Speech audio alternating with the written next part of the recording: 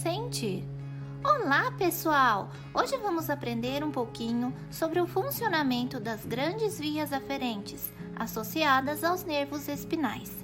Ou seja, como o nosso cérebro recebe informações de sensibilidade do nosso corpo por meio dos nervos espinais. Vamos lá?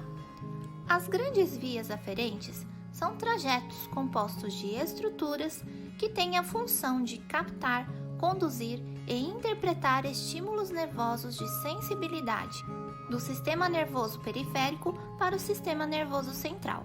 Nossa, mas o que é isso? Sistema nervoso periférico e trajetos periféricos, tudo que passa ao redor do centro, nos membros e parte do tronco.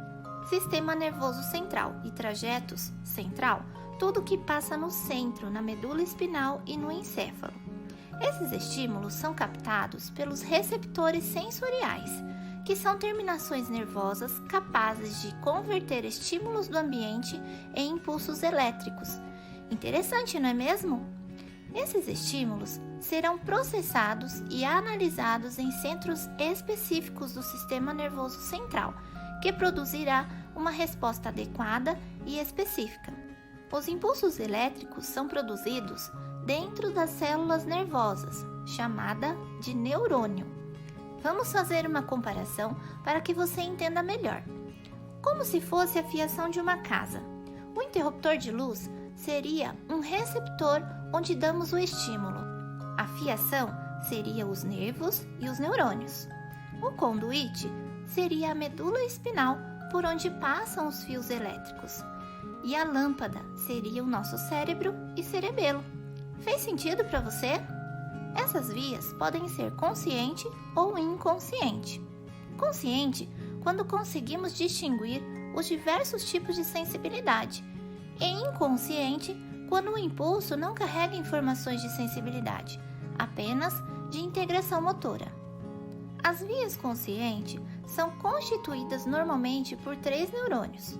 O primeiro neurônio se divide em 2 prolongamentos, como se fossem 2 bracinhos. Um se conecta com o receptor e o outro entra na medula espinal, que vai se conectar com o segundo neurônio, que fica dentro da medula espinal. Ele passa por estruturas específicas conforme cada tipo de sensibilidade, que vai até uma estrutura chamada tálamo, onde são processados informações motora e de sensibilidade. Lá no tálamo, o neurônio 2 se conecta com o neurônio 3 e vai até chegar ao nosso cérebro na área de projeção cortical, local onde será interpretado as informações e produzirá uma resposta.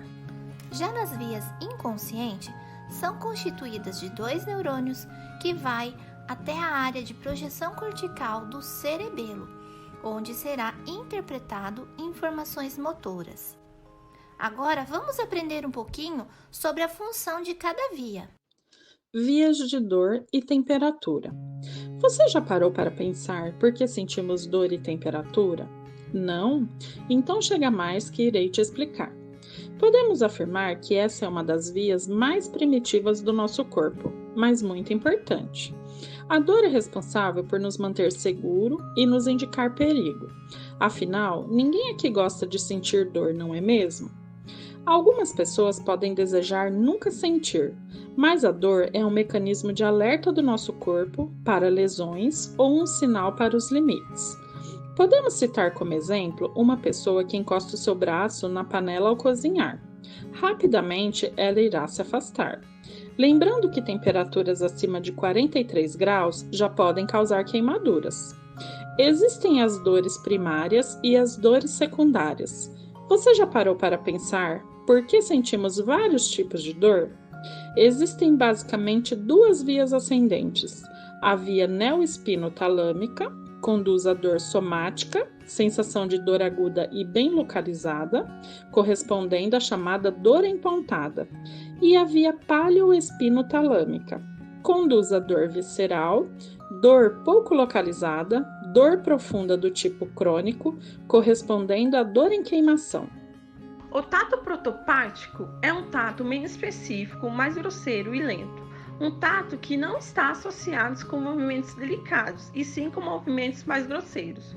Por exemplo, quando esbarramos em alguma coisa ou em alguém, quando um inseto pousa no nosso braço, conseguimos sentir, porém sem definir detalhes. Esse tato está presente em todo o nosso corpo.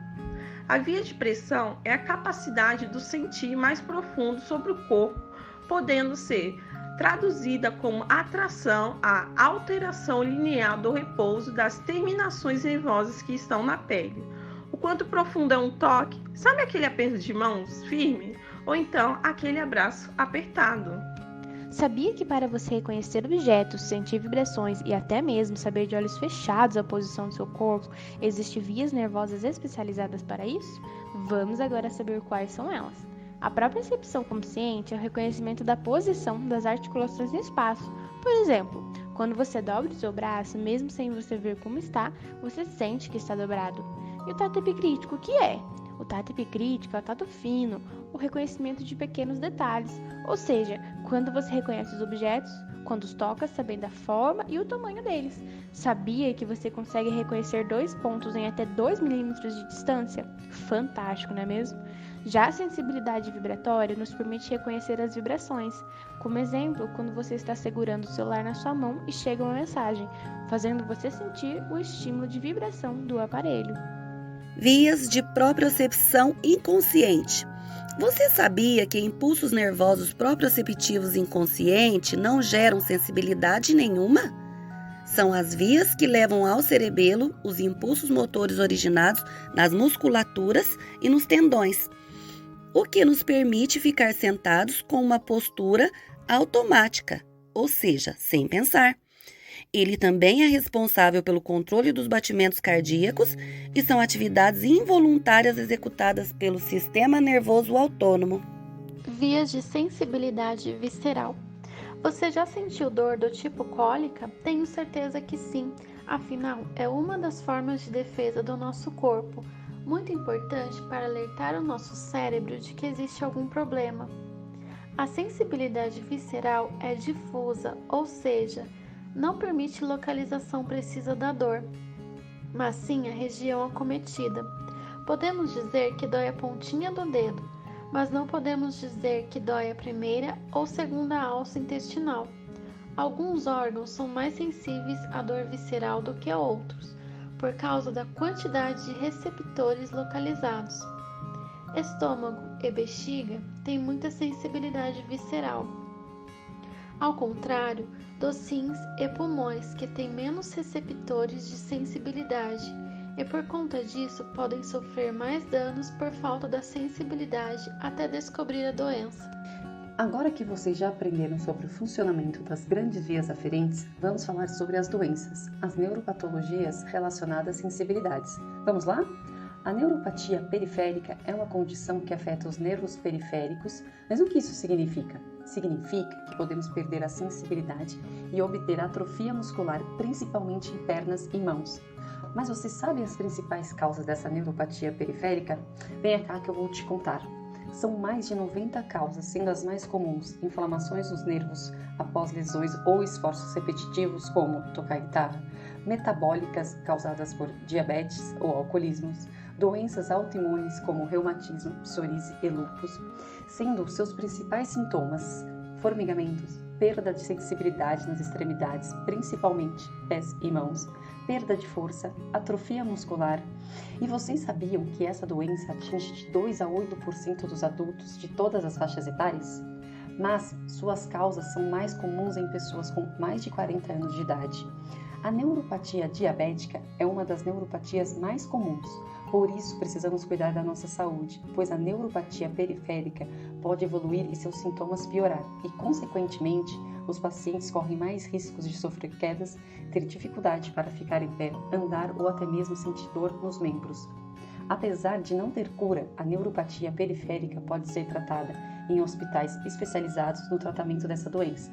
Por isso, é muito importante o diagnóstico precoce e encontrar o melhor tratamento, garantindo assim uma melhor qualidade de vida. Muito bem, pessoal! As grandes vias aferentes são muito interessantes e muito importantes, não é mesmo? Sentir é a primeira experiência do ser humano. Sentir dá sentido à vida. Created using Powtoon.